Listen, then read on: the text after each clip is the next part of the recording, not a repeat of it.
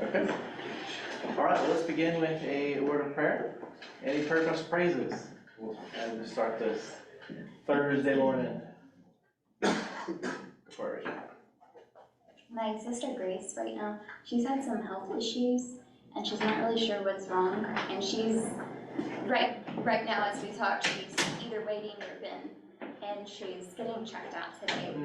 And just to, hopefully they can figure out what's been going on with her. And she's not sure, but she's had some, I guess you could say, pretty serious issues. And if we could pray for her, she's either being checked right now or still in the waiting room. Okay. So if we could pray for her this morning, I think that would encourage her to know.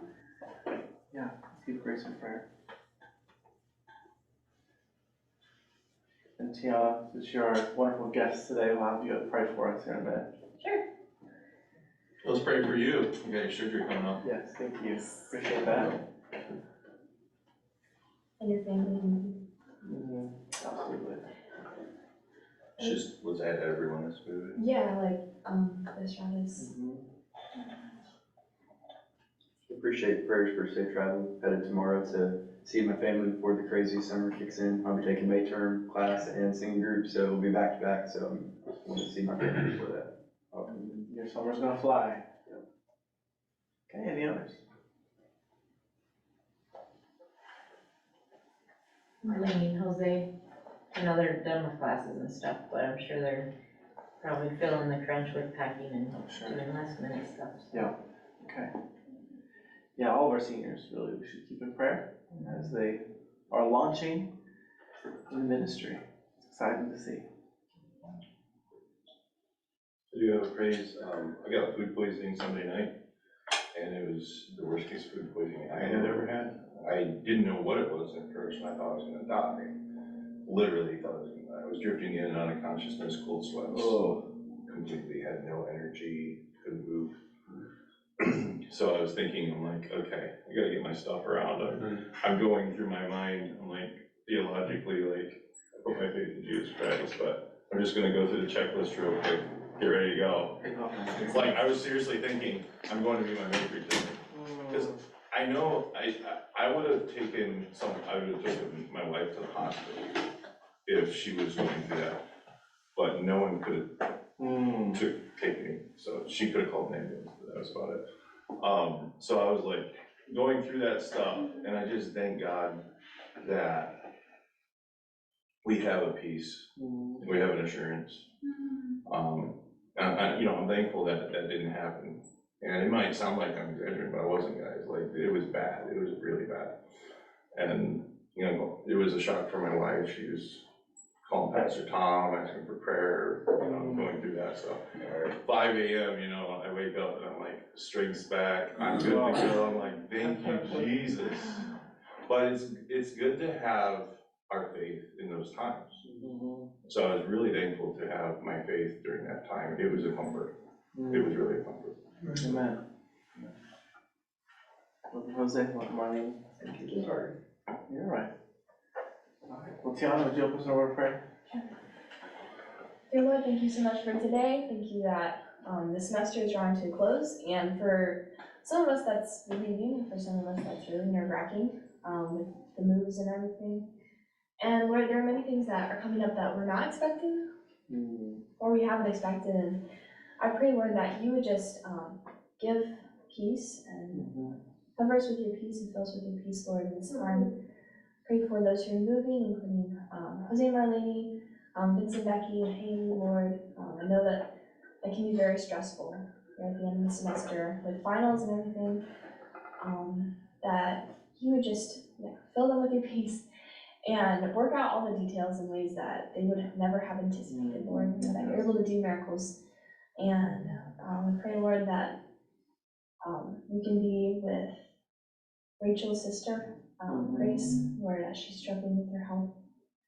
Lord, we don't know what's going on, but you know everything that's going on in her body, and I pray that you would bring about healing, and if it be your will, bring about healing completely, Lord. That you give her comfort and her family, and the doctor's wisdom on what to do. Lord. And I thank you for keeping Kevin in that time. That was really scary. And it's really important for us to consider eternity, to consider our faith and where we're at with Christ and in those times that are so terrifying. And thank you for keeping him alive and for giving him that renewed gratefulness to you for the way that you have saved him, God. And I don't remember the rest of the requests, but Lord, I pray that you continue, oh yes, be with Mr. Darling and his surgery. Thank you, Lord, that he has the strength today to teach his class. And I pray that you would cause his surgery to go well, that kidney stones would be passed, and that you would just be in it all, Lord. In their move and everyone who is moving in this time, Lord. We praise you for your blessings and for your omnipotence and for your just your grace that you give us every day. And your precious name we pray. Amen. Amen. Thank you, Tiana. So this is gonna be our last class period together for philosophy. Wow, the semester has flown by. So we're doing the final exam online. Final exam will be online, and so it's already posted. It's a essay. You go to the lesson folders, go to final exam. There's 7 options for essays there. Now, this essay should take you some time to think through and process. I'm not looking for, 3-sentence paragraph. But it would take you essentially the time of the final period. So I want you to spend about an hour cultivating this essay and reflecting over what you gleaned from the course. If you need to do some more research, that's fine. Cite your sources. It's open book. You can use other resources, it's fine. But take some time and process through it, answer it thoughtfully, and then you'll post that online wherever you finish that. So you can finish that this week if you want to. You don't have to deal with the final next week. Or if you want to wait until the final period to do it, are you going to procrastinate? Well, that's up to you too. So, but that's online, available for you to go ahead and finish out. And so then today, we'll be finishing, Trevor will be presenting, we'll try to talk about aesthetics a little bit, if time allows, and then we'll be done. Wow, we are here. That's crazy. Okay, any questions? So just to confirm, we are not meeting during that time next week, is Right. on. Yep, that time is set aside for you, so if you haven't completed it by then, you can go ahead and take that hour and finish it. But go ahead and finish it by end of day that day, and so I can grade it the next day. Is that Tuesday or Thursday next week? It's Tuesday. Tuesday, okay, so finish it by Tuesday night, we'll try to grade it Wednesday. Do seniors need to get approved if they're exempt from the? So if you are a graduating senior with a B or above, you do not have to complete this final.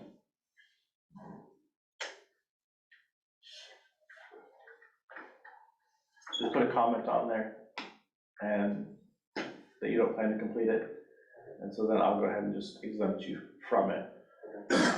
If you're at that A minus B and you think this might be able to bump you up because you're right there on the edge and you want to complete it, sometimes I'll encourage students to do that because they can't help your grade if you do well sometimes. So I have had some that'll, rarely, but some who want me to do it. Okay. Any others? It's choosing one of 7 essays, it's not multiple. Right, you don't need to answer all of them, just pick one and answer it thoughtfully. If we do answer all, will we get an extra credit? No. He doesn't want to grade all that. It's probably like you get a 0. But I think, other than the ethics project, I think everything's been graded in the class. So if not, make a comment on there and I'll get back and look at it. But I tried to, before chapel this morning, go through and finish things out. Different, but evaluations were sent out or are available, so you're welcome to do those for all of your classes. There should be an evaluation tab now in popular your classes. Okay, well, Trevor, come and share with us.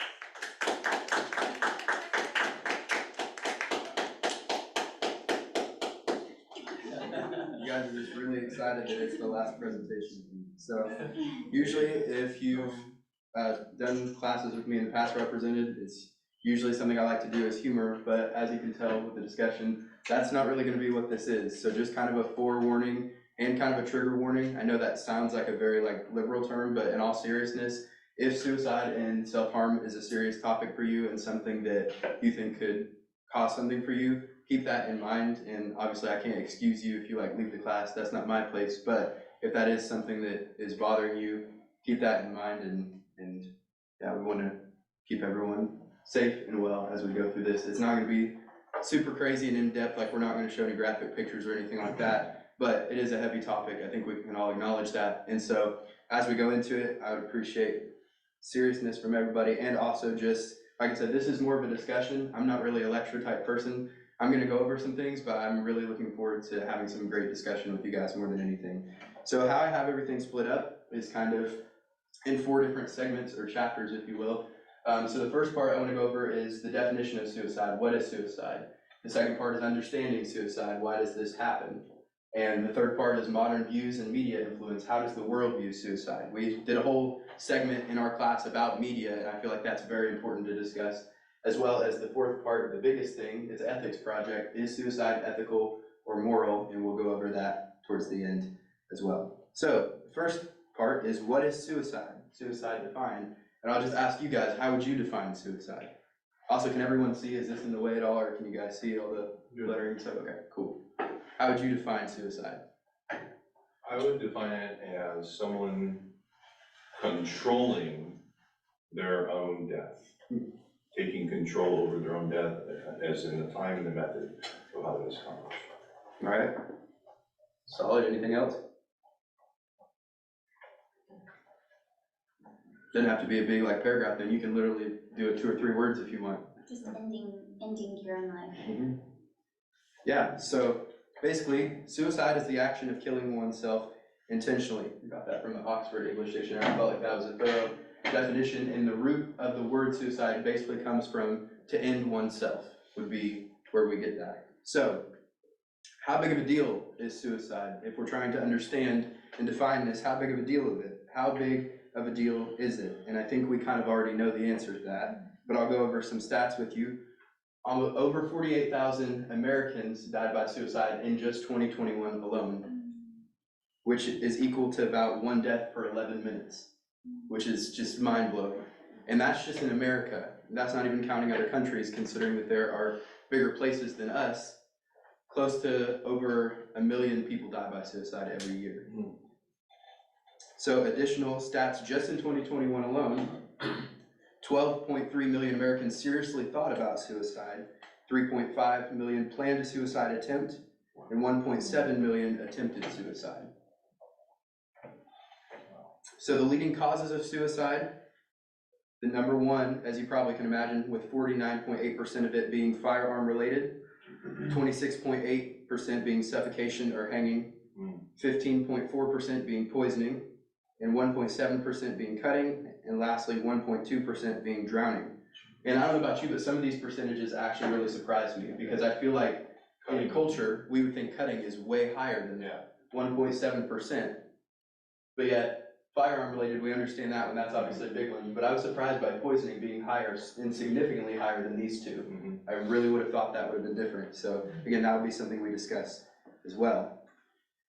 So the question then also is, why does suicide happen? And that's not as much a loose question, more as a factual thing. If we're trying to understand this, what are the leading causes and the root? And I found something that was really helpful for me was I found this information from Psychology Today talking about the real reasons that people die by suicide. The first one, obviously, as you can imagine, is depression. A lot of people going through anxiety or depression, the weight of the world, just them saying there's simply no other option, I've got to end it. I don't see any hope, there's nowhere to go from here. The next is psychosis, which would be pretty much insanity, a point of you're apart from yourself, you're not really making rational decisions anyway, and you end your life. The next is impulse. We have some people that struggle just with doing things irrationally and them just saying, well, what would happen if I just did this? And sometimes it even leads, as you'll see, one of the other things, it leads into accidents, people testing the waters a little bit, and then it leads into something else, which I'll get to later. It's a cry for help. Sometimes people think it might just be an attempt, or it might just, maybe this will get their attention, not that they're doing it for attention, but that they're trying to let people know, hey, something is going on, and then it turns into a full-blown suicide. Philosophical desire. This one was really interesting to research, and this is basically where someone has an idea and say, it is my moral obligation to die. This is what I need to do. Based on their worldview, they would say, this is what I need to do. This is acceptable. There's no other option for me. Mistake. That's what I was getting at with impulse, is a lot of times you have people that test the waters and say, I'll just do a little bit of this, whether it's accidental overdose or firearm related things. I'm just going to test the waters a little bit, and it ends in mistakes. Now, something that is going to be a little bit heavier that I really want to address is the common misconceptions and myths for why people die by suicide. And this is probably, to me, one of the most important parts of this presentation, because just full transparency, and I'm not asking anyone to like raise their hands that you've gone through it or anything, but full transparency, I can speak to this as someone who has struggled with suicidal thoughts. And common misconceptions that I've heard people say, not even towards me or in my family, because a lot of people in my family don't know about it, like direct family does, but it's not something that I'm shouting about at family reunions, you know. But common misconceptions that I hear all the time that really hurt as someone who's been there, these are the ones that I want to share with you, and I also think they're very important. So attention, they're just doing it for attention. They just couldn't get all the likes on social media that they wanted, and they knew that they'd have more attention in death than they would in life. That's all they're doing it for. Again, these are misconceptions. I'm not saying these are good. Selfishness. This is the biggest one that really hits hard. Selfishness. It's all about I. That's all saying they didn't think about what this would do to their family. They're just so selfish. They can't think about anyone but themselves. When in actuality, I can speak from experience that the thought process is generally, this would be so much better for them if I wasn't around. This would improve their life because I'm a burden. It's not, I want to be selfish and only focus about me. It's, I think that I'm putting others first by doing this. Another one is craziness. People just saying, well, they were insane the whole time. Obviously, we know that. They were just crazy. They didn't actually know what they were doing. But in actuality, a lot of times they do know what they're doing. And there's signs to show. It's not just craziness. There's signs beforehand. Manipulation. Them saying, well, maybe this will really stick it to them. Even past attention, maybe this is saying, you know, I'm going to manipulate the situation and try to cause a certain thing, whether it's for a family member or a parent or whatever. Another is weakness. They just couldn't withstand the trials of this life. You know, they couldn't pay their bills. They couldn't raise a family. It was just too hard to have to work that 9-to-5 job. They're just weak. And the last one is spite. A lot of people saying, well, maybe they did this to get back to their parents, kind of similar to manipulation. Maybe they're doing it, say, you didn't raise me well enough, so I'll tell you what, I'm going to do this and you're really going to hurt. And I'm not going to say that these don't happen. I think we can all acknowledge that there are cases where this happens. Like, you feel like we all can agree on that, right? Yeah. But as a general rule, assuming that this is always the case is not only really quick in jumping to conclusions, but I don't think it's fair to those who actually live this lifestyle and struggle with these thoughts as well. So, the importance of terminology is something that I wanted to discuss. I don't know if any of you have caught this yet, but so far in my presentation, there's a direct phrase that I haven't used, and it's this one, committed suicide. And I had never really known about this before until I started the research on it. But oftentimes, when you use the word or use the phrase that they committed suicide, that always has a negative connotation with shame. And doing the research on it was really interesting as you think of someone commits adultery or someone commits like this sin or whatever. And we'll get to the sinful aspect, don't get me wrong, like we'll get that there, I promise.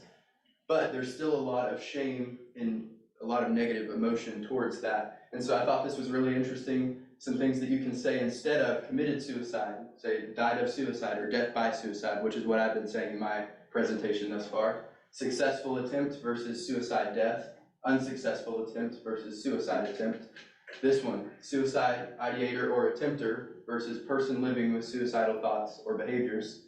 Someone that's manipulative, it's a cry for help or suicidal gesture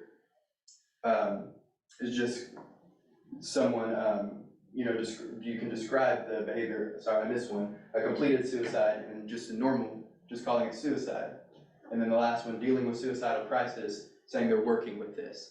And I know, again, some of this can seem kind of like liberal or like all feelings based and emotions based, but this is a real thing, y'all. Like, this is a serious topic.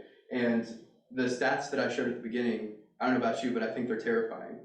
The fact that so many people, not only in America, but just across the world per year, are resorting to this, thinking that there's no other option. And I want to do my best. I'm not forcing this upon anybody, and you can disagree with that all you want, but I want to do my best, especially as someone that's going to be going into Christian counseling, to be aware of how my words can affect others and how certain phrases could be detrimental to the situation that they're in. So now we're going to get into more of the modern views and media influences. So just as a quick question though, out of curiosity, how many people use this book for their project? Great. Fun fact about this book, it does not mention suicide once. So this book did not help me at all, but I thought I'd still bring it because all of you used it. But I will say this book did help me a lot, and it's something that I had gotten probably like a year ago just for tab on my Christian counseling shelf. And something that's really nice is in the table of contents, it has pretty much, after it goes over a biblical basis for counseling, you probably won't be able to see it from here, but it has chapter after chapter about specific issues, one on anxiety, one on depression, one on infertility, one on suicide, eating disorders. So I was able to use this book a lot for resources, and I'll get into that later. But modern views and media influence. So how does the world view suicide? Because we're kind of in a little bubble right here. We can, I think once we get to the discussion, a lot of us are going to have similar views on this. But how does the world view it? So first off, what are other cultural views on suicide? Across the world, does everyone think of it the same as kind of like this horrible act that's taking place? Well, in some cultures, it's accepted. In a lot of Asian cultures, not so much in the sense of like allowing it or that it's legal, but obviously if you die by suicide and that is a successful suicide attempt, you know, you can't get punished if you're dead, obviously. But there are some Asian cultures where it's accepted in the sense of like, I understand why that happened, or that makes sense for them, versus trying to seek to understand why it actually happened. Another thing is, some cultures, it's encouraged. And this is more like when I was in small group communication class one day, we had to go over other cultures, and one of the things that I noted was their perspective on suicide, and I had chosen Pacific Islanders for mine. And what I was shocked to find was that it was encouraged at a time, and even still today, there are some that say if you were bringing dishonor to your family, and if you were just kind of a shameful person, it'd be better for you to go ahead and end your life. I mean, just mind-blowing, right? Can you imagine being told by a friend or family member, you're bringing shame to this family, or you're really not who we want representing us, you should just go ahead and finish it off. Can you imagine that? Is that like in the Japanese culture, I think it's called harikari, where they kind of take their own life if they shame their family? I'm not for sure on that. I'm representing more like the Pacific Islander community, but something that I was going to talk about next is more of it being an honor thing within the Japanese community, and I think it's called like seppuku or something like that, which is the old, even though it hasn't been done since the 1800s, the old samurai tradition of if you're losing in battle or something, and it'd be better for you to just go ahead and die by suicide than for you to continue in that battle and lose your honor. So you actually would be honored by dying by suicide in that way if you do that yourself. So I thought that was really interesting because that's very different than how we view it here, right? In America especially. So what are some modern views in the media, at least? Like I said, we talked about media. We did media reflection papers. So what is going on in terms of media in our culture today? So how many of you guys heard this song that came out in 2017 by Logic, and it had some other features? How many of you guys have heard this song? Okay, so does anyone know, it says it up there, but does anyone know what that number is? Suicide hotline. Suicide hotline. So, really interesting, what you wouldn't expect. I'll give you some lyrics of the song. I don't want to be alive. I don't want to be alive. I just want to die today. I just want to die today. And it repeats. Doesn't sound very uplifting, right? Doesn't sound very encouraging. It kind of paints a really unfortunate placement and picture. But when we look at how it actually changed the situation, interesting stats. According to a study published in the British Medical Journal, the song was associated with a rise in calls to the National Suicide Prevention Lifeline. Overall, researchers saw about a 26 to 27% increase in 2017, and they found that there was evidence of a reduction in suicides, possibly as many as 245 fewer deaths. This song that I remember coming out in 2017, and a lot of people even within the Christian circle kind of boycotting because it's like, they're outspokenly talking about suicide and what it feels like to go through this. And like, yeah, they were, and look what it's doing. I'm not saying that it's 100% great, and I'm also not encouraging you to go listen to the song because I think there's language in it, so I'm not condoning it. But I am saying it's really interesting to see kind of a positive effect that this had within the media and a genuine discussion on suicide within a song. That brings me to the next thing, which is harder to talk about, and I'm sure this will be very familiar with a lot of you guys, is the show 13 Reasons Why. How many of you guys have heard of that before?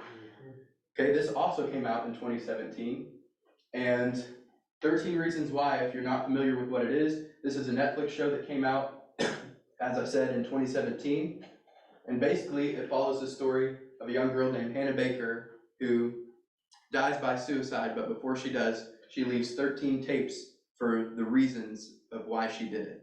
And those tapes are pretty much all a person. And she leaves those tapes with someone to send out to give to those people so they know that they're pretty much the reason why it happened. Now, the problem with this was there was such a severe scene in the final episode where it shows how she died by suicide by cutting herself in a bathtub. The Netflix actually had to remove that scene later and just kind of talk about that scene instead. And the reason why they had to do this is because of these stats. This show was associated with a 28.9% increase in suicide rates among US youth ages 10 to 17 in the month April 2017, following the show's release after accounting for ongoing trends. So counselors began to point out, this seems like it's almost gratifying suicide instead of reducing it.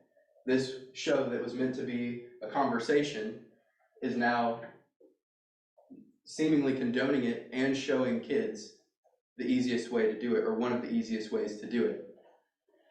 The number of deaths by suicide in that year, April 2017, was greater than the number seen in any single month during the 5-year period examined by the researchers. This is just a show. This is one singular season of a show on Netflix. Before they put out further seasons, it ended up going for 4 seasons. And the reason why, if you guys haven't heard, the reason why they went on to do more seasons, there was only one book, but they went on to do more seasons because of this, because of the effect that it had. There wasn't really a plan to do much more beyond that, but in the second season, they made it much more bold and tried to get the intention across, and even literally, I think, had one of the characters say, suicide is not the answer, like, don't do this, this is bad, versus spending a whole season almost looking like it was okay, and it just depends on your circumstance, and kind of getting at that spite, right? She's giving these tapes to people to let them know, hey, you're the reason I did this, and I want you to know, I want you to feel the guilt of that. And this is, again, a show that's being put on Netflix, and you think of how many children and young people have access to Netflix without their parents' knowledge.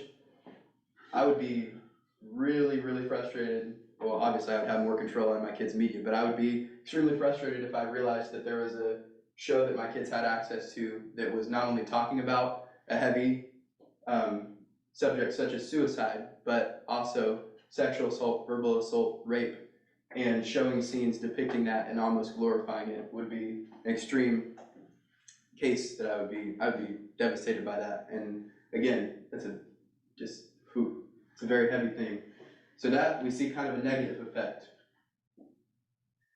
The last thing that I want to talk about in the media influence, at least, is the Broadway show Dear Evan Hansen. How many of you guys have heard of this before?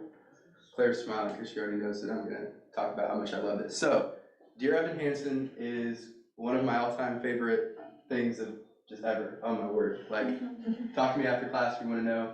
But I actually went to go see this live in New York on Broadway last summer. because they announced that it was closing its Broadway run, and I said, that's top on my bucket list.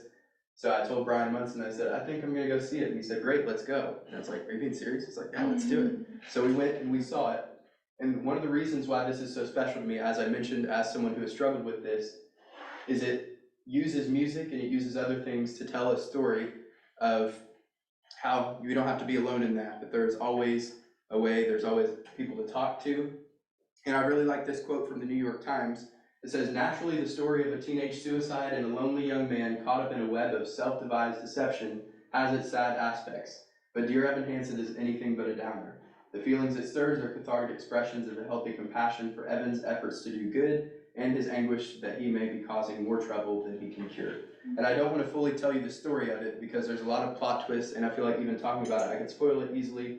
But there is a movie out now of it that they did that's similar to the Broadway play. I don't know fully on content. Obviously, there's suicide stuff as well as just some heavier things due to what the subject matter is. But if it's something you're looking into, you could always go that route. Maybe look at the parents' guide or something first to make sure it's for you or for your family. But it's really interesting to me how suicide has become such a thing in our media. But something that scares me is how loosely it's become talked about in our media. And I think of times when I was in high school that people use a phrase so loosely. If you're like being goofy or you did something to annoy someone, they'd just be like, oh, just kill yourself. Like they would just be frustrated with it. And I even saw people writing in their notebooks, KYS, kill yourself. Or I hear people throwing around all the time like, man, I'm just gonna off myself. I'm sick of this class. I'm just ready to be done. And like, I know sometimes we say an expression like, Lord, like, just take me now. Like, trust me, last week when I was sick, I literally prayed that. I was like reading the Psalms and I was like, Lord, go ahead and take me. I feel horrible. But there's a difference in that, isn't there? In saying that versus encouraging someone or even saying to yourself and getting in that mindset saying, I'm going to do this, I'm going to do this. And I'm very grateful, I want to say, for a campus that takes that very seriously. Even when I've seen that thrown around, it's either shut down or it's given to a counselor or someone that can talk to that person and make sure that there's no need there. And so I very much appreciate how KMBC views that and them being so intentional to take that seriously. And kind of the last section that I think we're all waiting for, you're kind of like, why did you talk about all that other stuff? Because I feel like, number one, it should be defined. We should know the stats, even if they're really unfortunate and really high. We need to be aware of it as Christians, and it's going to help this discussion. And I think we should know about how it's going on in our media, because like I said, that's played a big part of this class, is media and its effects. But now we get to the big conversation. Is suicide ethical or moral? And I will say that this is going to be kind of a loose-ended thing, as a lot of the presentations have been, because it comes down to a lot of factors, and I'll explain that. So, first off, what does the Bible say? And I got these three things from this book, since the Anderson book was not really helpful. So, I really liked these. And I do my best to not just read off of things, but these word for word were good, so I'm going to read them directly. So first, Scripture affirms the value of human life. Humans are God's image bearers, precious and valuable to God, and their value is not based on capacity or ability. Therefore, human life should be upheld as tremendously valuable. And that comes from Genesis 1:26-27. Second, Scripture presents God alone as creator and author of our life. He gives and sustains it, so he alone has authority over when a life begins and when it should end. And that Psalm 139 talks about how we're fearfully and wonderfully made, how he knit us together in our mother's womb. And third, the Bible prohibits murder. Theologians include suicide as murder. Therefore, the topic carries a clear moral component. It is not about honor versus dishonor. It is clearly sinful because it disobeys God's commands. It is an act of unbelief and self-centeredly disregards others. And there are the verses for that as well. So, that brings us to the big question. So do those who die by suicide go to heaven? And you're probably wondering, wait, you didn't answer the question of is suicide ethical or moral? So the reason why I didn't answer that question directly is because there's really not a lot of dispute for that question, even among non-believers. As I shared, for the most part, again, unless there are people that are struggling with suicide, like ideation of where it's glorified in media or other things like that, for the most part, unanimously, people can agree that suicide is a bad thing. And even if your sense of morals are not coming from a Christian background, most people can, I think, agree that it's not ethical, it's not moral. And there really wasn't any research that I could find of people trying to argue that it was, beyond getting into a euthanasia topic. And that wasn't my topic, that was Becky's, and she covered that very well. So go back and watch the Zoom if you are curious more about that topic. But really, like I said, there's not a lot of disagreement on that field. And I think we can even see that ethically and morally, which those are different, right? Ethics kind of talks more about the, is it right and wrong? And morals kind of talks about like, do you feel that it's right and wrong almost? And depending on how you view, I guess, ethics and morals. But I think we can all agree that suicide is ethically wrong and morally wrong. I don't know if anyone wants to oppose that, speak now, I guess, if forever hold your insanity, I don't know. So, big question that I found, since I felt like that question wasn't really one that needed answering because it's kind of obvious, is so do those who die by suicide go to heaven? And Elliot actually even encouraged me to ask this question. And so I think it's going to be an interesting discussion. So this is dependent on the specifics of what you believe, and I'll show you how. And you're probably thinking that seems really vague, but I'll explain it. So using the concept of transitive law that we learned during the logic portion of this class, this is what we're left with. Suicide is murder, murder is a sin, suicide is a sin. So A equals B equals C, therefore A equals C. So there's really not an issue here, right? Even among Christians, we can widely agree suicide is murder, murder is a sin, therefore suicide is a sin. It's not really the issue that suicide is a sin. And you might be wondering, why is that not an issue? Well, that's where doctrine and denominational beliefs come into play, and I'll explain that now. The argument that suicide is a sin isn't heavily disputed. Most people agree that it is. However, some of those who hold to more Calvinistic doctrines would not see a problem with it being a sin, since we sin in word, thought, and deed every day. This line of thinking suggests that if we're eternally secure, then even suicide cannot keep us out of heaven. There's a problem, though. I'm guessing the majority of us in this room are not Calvinists, because you're at a Wesleyan Arminian institution. That being said, this is not a black and white issue, and in the end, only God can judge and decide the extent of His grace. And what I mean by that is I don't think there's a yes or no answer of, yes, suicide is a sin, and therefore all people that die by suicide go to hell. I don't think it's that easy of an answer, and I think we want to make it that easy of an answer, even within the Christian community. But I think we can have peace in resting and knowing that's really not for us to have that answer. That's God's place. And I don't know. It's so circumstantial. You can have someone that, for example, you can have someone that was actively serving the Lord their whole life. They get into a state of psychosis. They're not even themselves, and they decide to die by suicide. And you might sit there and say, well, they were like actively serving God, they were faithful, and then they had this mental health breakdown, or they had something happen where they weren't themselves. Again, would we say that they went to heaven, or did they go to hell because this is a sin? And that's a really big conversation. And since that's a really big conversation, that brings me to this, which is finally the discussion that I've been waiting for. I'm so excited to have this discussion because I'm really curious. What are your guys' thoughts on that? What do you guys think? Kevin, I know you've been holding something in. Oh, I've been thinking about Samson. So Samson, he took his own life in a sense. Some would call it sacrifice to destroy the Philistines that were mocking him after they poked out his eyes. What are your views on sacrifice? Is that in the same lines as suicide, or is there a difference there? That's really interesting. And I think a lot of that would have to come down to intention, because you could even view people going into the military as saying, well, they're just wanting to die by that, knowing that there's a cause to sacrifice. Granted, that isn't necessarily suicide, but you could say putting yourself in the line of danger is almost setting yourself up for that, which some people could define as suicide. But there's a difference, I think, in intentionally wanting to end your life for the sake of those reasons that I gave, whether it's like depression or anxiety or just feeling like unwanted in the world, versus sacrifice. And I think biblically, if you're referring to Samson, I don't know if I would fully view that case as suicide, even though it was in the sense of Samson allowed that death to come. But I think more so, and if I'm remembering correctly, I didn't look into that scripture directly, but that is something that was directly commanded by God, like, hey, you need to do this, I'll give you the strength to do so. And I don't think, again, I'm not God, so I can't say, but you're asking my opinion, I don't think God would put Samson in a situation to say, hey, I want you to do this, I'm gonna give you the strength to do it, and then when you do it, I'm gonna send you straight to hell Right. because you followed what I said. That just Doesn't kind of make seems sense. out of character to me. Again, I don't really know what happened, but that line of thinking doesn't seem right to me, I guess. So that's how I would answer that.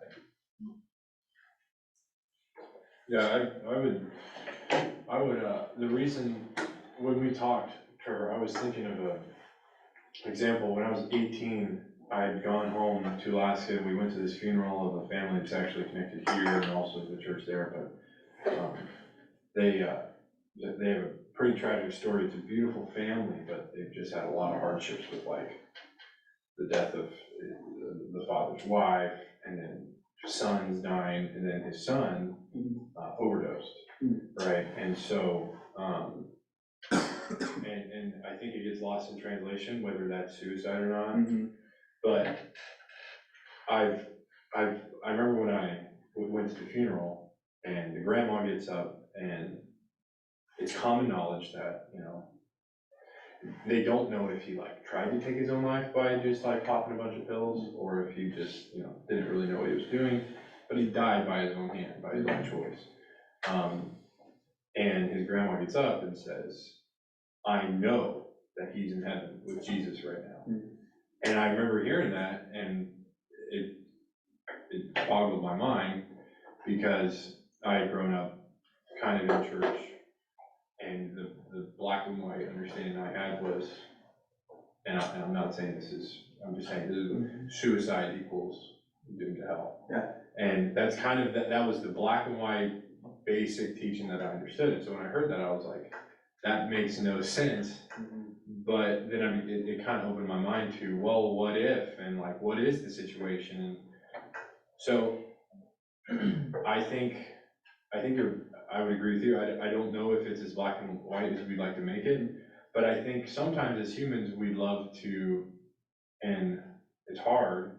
I could never imagine having to deal with something like that, but we would love to give ourselves a sense of, you know, hope and grief that can maybe override the problem, which may not be the taking of the life, but the God that he had put in front of him over the true God, that ended up in him making a mistake of taking his life. So I don't know where the actual dooming, you know, the complete separation of God happens, but I still struggle with that question. That's just one of my thoughts. Yeah, and that is, like you said, it's such a rational thing of, as a parent or as a grandparent, you seeking out hope. I mean, who would want to live on in the thinking that your child went straight to hell because they did that? Right? You want to seek out hope. You want to believe the best. And I think, like Elliot's saying, it's such a delicate thing, but something that I found that was really helpful, and I meant to mention it, but I'll mention it now, is it can be really easy sometimes to morally view certain sins as above one another. And we do this all the time unintentionally. I think even in our community, we prioritize things, but then on the back end, we make things seem like they're our number one. So what I mean by that is, growing up, there was such an emphasis in my family and in my community on sexual purity, and that is a great thing, don't get me wrong. But I almost viewed it to the level of those that had engaged in that before marriage or in certain circumstances as like the unpardonable sin, like, man, they did that, that's horrible. I'm gonna go lie to my best friend like 3 or 4 times, but that is really horrible. Versus, you see like the disconnect there is like, yes, different sins have different consequences and bigger consequences, right? And specifically with that, I'm not referring to the consequences as like a child or something like that. I don't view that children being a consequence, because I still think they're a gift from God, so I wanted to clarify that. But what I do mean is, I think with suicide, I think it can be really easy for some people to treat it like the unpardonable sin, like, wow, they did that. And yes, it's horrible, like, it's really hard to understand that line of thinking, right? Because we went over, it makes sense, murder is a sin, and suicide is murder, therefore suicide is a sin. And we understand that. But it's really hard to get to that place of asking the question, well, did they make it to heaven? Especially if you're the one dealing with the loss of a loved one due to suicide. And I like Elliot said, I can't imagine being in that place, because I would search for hope. And I would want to not excuse, but I would want that like affirmation of like, God, give me something, and it would be hard. I truly cannot imagine that pain. Just heavy. And I think of, even within the Christian circle of, how many of you guys are familiar with Toby Mac? Everyone pretty familiar with him. Those of you that may have kept up with him in recent years, his son died by what I believe to be an accidental overdose. And hearing Toby Mac, his perspective on that, it's gotta be really hard to be one of the leading Christian artists. You've got such a reputation, you're preaching the gospel through music, and then to have it publicized everywhere that your son has died by suicide, making it seem like A, either you didn't parent enough, or B, your kid was a horrible person, or that they weren't as close to God as they thought, when his son was very active in ministry. And again, that's kind of where that line is really hard, I think, Elliot, is what is the fruit of the lives that people are living there as well. So, going off of what Elliot had said with the grandparent, there's a case where you might be familiar with Martin Luther. There was a 12-year-old boy that committed suicide. He was a Christian, and the church refused to bury him on church grounds and do the sacraments for the last rites. Martin Luther took his corpse and he did the sacraments, buried him, and he said, is he any more to blame than an innocent man that was killed by a robber on the streets? And thus he was bringing spiritual warfare into this, because he's saying he was killed by the devil. Yeah. He was overcome by grief, by depression, and he connotated that with spiritual warfare. So what are your thoughts on, let's just open up the proverbial elephant in the room. There's a lot of gifted, intelligent, talented Christians that struggle with this. Yeah. And I know myself, I know people like that, that are very successful today, that went through this. So what are your thoughts on that in relation to spiritual warfare, suicide and spiritual warfare? Yeah, and even addressing the Martin Luther thing specifically, even today, I know of ministers that have refused to do a funeral for someone who died by suicide because they're like, I don't want to go and preach him into heaven, when it's like, and then I also know of some people that have said, I'll preach the funeral, but I'm not gonna end it with, and we're so thankful that he's in heaven today. It's like, I'll go and be an encouragement and testament to the family. So there's definitely both sides. So I appreciate you giving that example.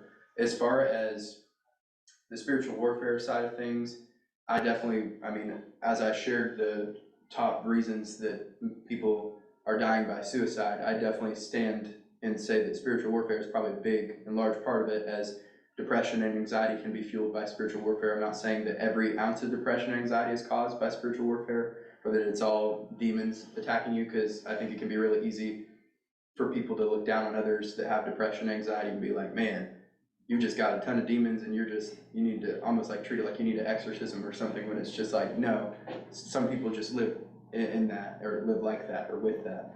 But as far as the balance between like spiritual warfare and suicidal thoughts, and just where does spiritual warfare fit in, I'd say it fits in largely with it. I think you would have to be at some level of spiritual warfare, even internally, to get to the place where you're ready to die by suicide, because I think that act in itself is an act of going back and forth, either with God or with yourself or with your spirit or whatever you want to say, because that's not an easy thing to bring yourself to. Even I think people that are extremely ready to do that, it's not so much a like split second thing, I'm going to do it. Either they've thought about it for a long time, or when they get to that place, they're still thinking about it, because that's a big decision. No one has ever, I mean, none of us can sit here and say like, I remember that time that I died by suicide and then I came back and that was just weird. Like, you know what I mean? Like, none of us can say that. So none of us have that experience of what it's going to be like to not live.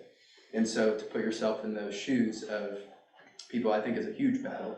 I don't know if fully that's what you're getting at, but I would say spiritual warfare plays a huge part in it. To what level, I can't necessarily say, because every case is different. Again, it's not black and white. But, and something that I think is funny that I've said all throughout this semester when asked about something is I always say like, well, I don't think this is a black and white issue. I've probably said that in like half of y'all's presentations. But it's true even in this, that I want to be really careful as someone who's presenting material, but also as someone who one day will hopefully be working with individuals struggling with these things, is I don't want to make it a universal thing and be like, this is the problem, this is the solution, because there are so many wide avenues.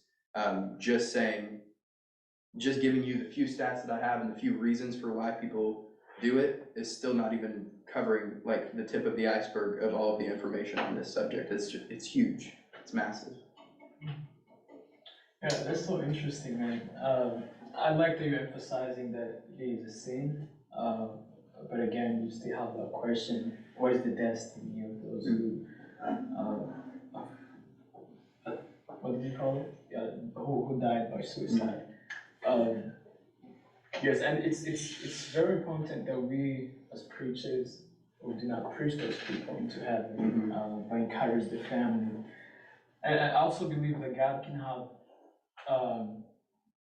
grace, especially to those who have some mental issues. You know, there's an example of a guy who was a preacher.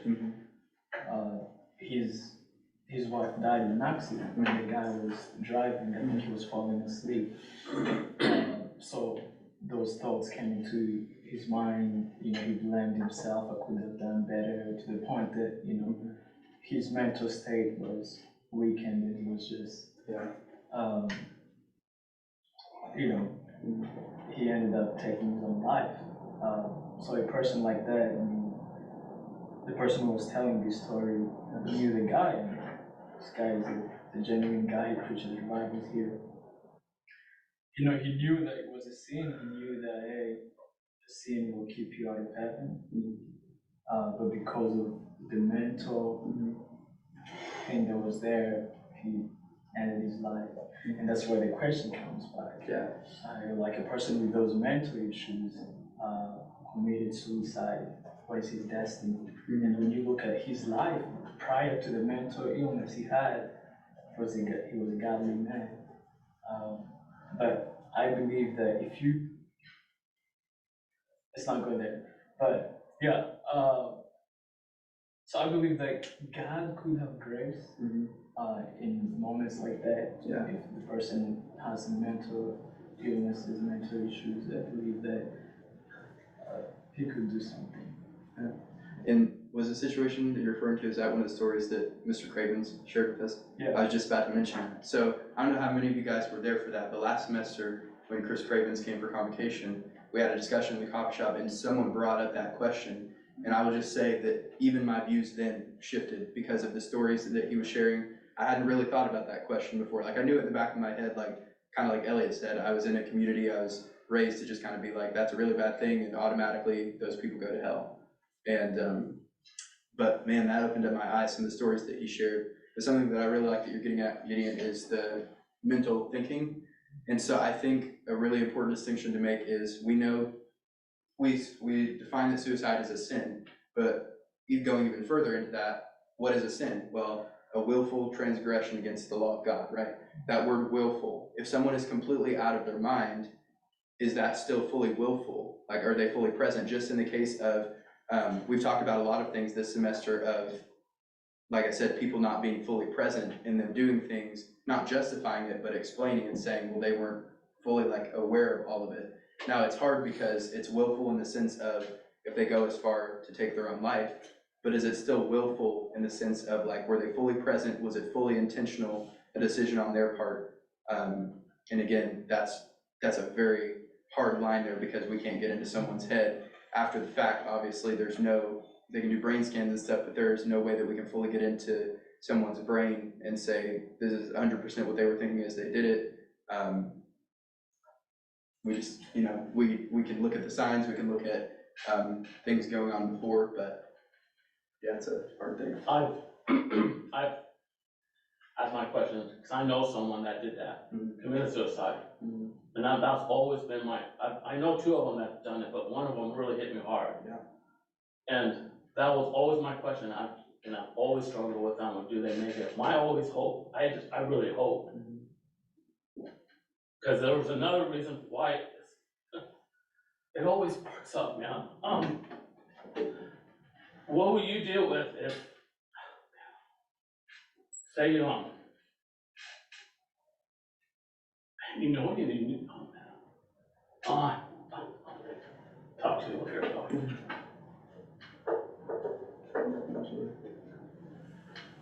thank you for sharing that, I really appreciate it. It's just the suicide thing. It's close to your heart. One hit real hard. It's because, man, I know she wanted to talk, but we had an argument. Mhm.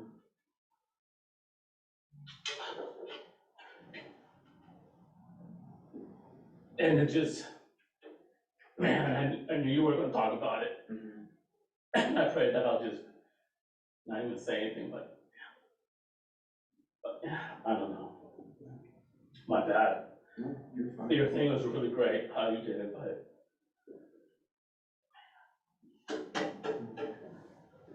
I should just walked out, man. It's just, it bothered. I struggle with it a lot. And, well, my bad, I'm sorry. No, you are fine. You have nothing to apologize for. Like I said at the beginning, this is a serious topic, it's heavy.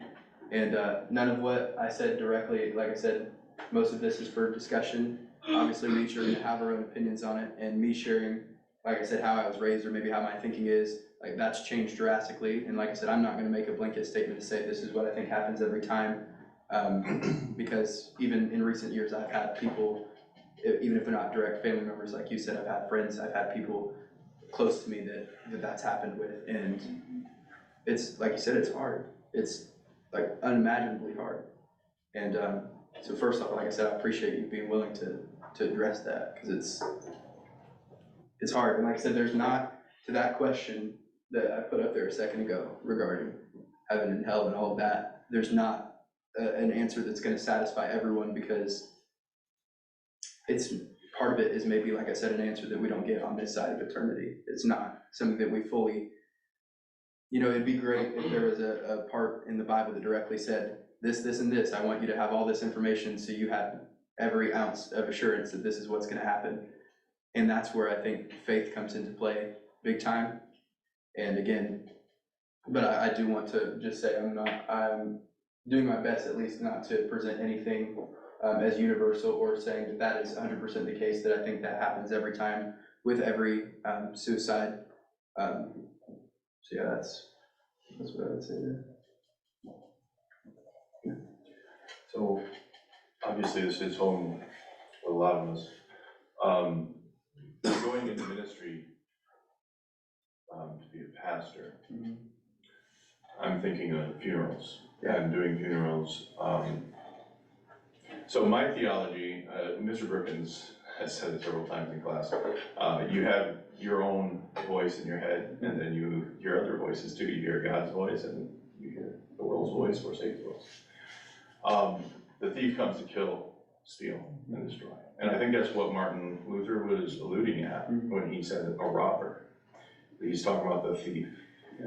So there are thoughts that we can have, and in my opinion, this is my theology, that can come from the enemy. And there are thoughts that can come from God, and there's thoughts that can just be ourselves. With that in mind, I don't think it's safe for any pastor, but I'm just thinking of myself, to be able to assume or judge where anyone's going. Because I don't know all the details, I don't know what they went through, and I don't know who is speaking to them. So would you agree or disagree that we should probably not make judgmental statements as ministers and just leave it in God's hands? Yeah, absolutely. I fully agree with that. And me or Gideon sharing examples of hearing people like not wanting to preach them into heaven, I think that's for all cases, even beyond suicide. You don't want to be quick as a pastor or as anyone to do that. And I've been to a lot of funerals where that happens, where everyone in the room is sitting there saying, I know this person, I know that they have probably never been to church, I don't know if they knew God at all. We can make our judgments. And I've seen the pastor be like, preach them into heaven, because their family were great attenders of the church, and we're all kind of sitting there in disbelief, like, this can't be happening right now. And I've also seen flip side of someone that is like a great, worker in the church, serving faithfully, and the pastor kind of get up there and be like, well, we don't really know. All we can do is hope, and hope that before he passed away due to cancer, that, you know, he was right with God. And I think this balance of in between, you don't want to preach someone directly into heaven because that's not your authority or your responsibility, like you said, leaving it in God's hand. But as Christians, we have hope, we have the confidence that if someone is in that right standing with God, that then there's nothing to fear about it. And so yeah, I think there's a balance in between, but I would definitely agree with you that that's not our place to do that. And it's also really hard, something that weighed on me heavy when I first felt like God was calling me to Christian counseling was I had talked to Christian counselors, and I knew that one of the things that could happen if I go into this field was I could have a time where I counsel someone that was struggling with something like this, and I could do my very best, I could give 100%, I could use all the knowledge that I have, and it still happened to where they choose to die by suicide. And man, I tell you, that weighed on me for probably like the first few months of when I felt like God was leading me into this, because I'm sitting there saying, I don't know how I could handle that. If I counseled someone for 6 months or a year and then had that happen, I would feel like such a failure. I would feel like I'd have to give up. And that was something that I really had to pray through on, of God, you're gonna have to help me to know that if that happens, because that's not just a like, maybe it will happen, that's a really common thing for Christian counselors to experience.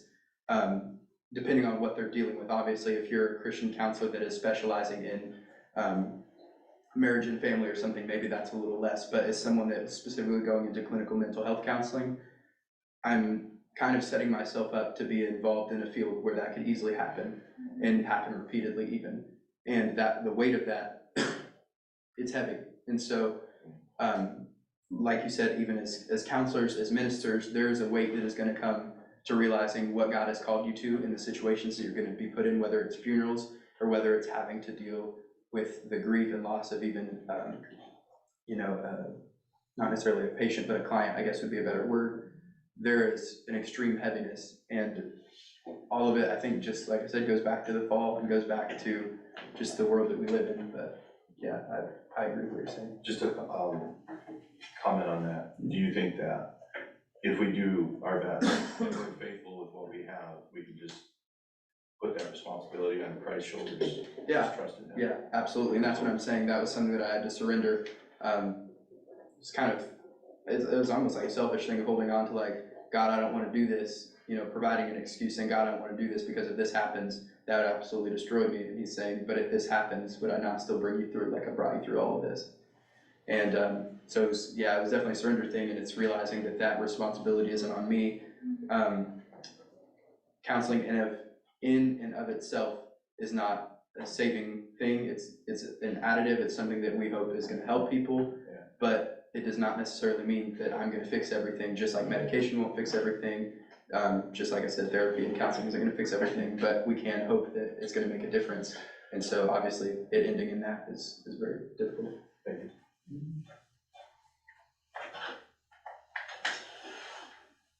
Thank you, Trevor.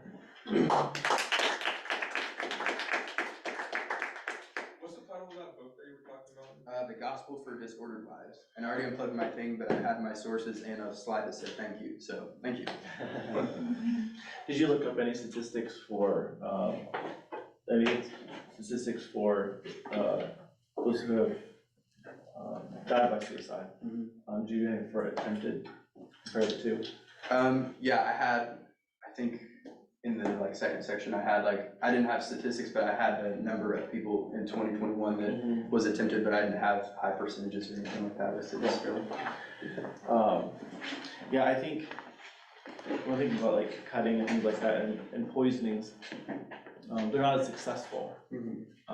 They're certainly attempted frequently, but I think if I'm remembering the statistics right as well, men tend to go for more lethal options than the women tend to. And so oftentimes, through intervention of a family member or someone, those who do the less lethal, the poisonings, the cuttings, can often be saved and caught. So, yeah. And I think you brought up a good point when we look at those misconceptions. There's a difference between those who are truly depressive and intent on taking their own life. And we've all run into people who are who aren't actually going to, that are after the attention seeking and things like that. But those who are really there, that's not where they're ultimately, hopefully,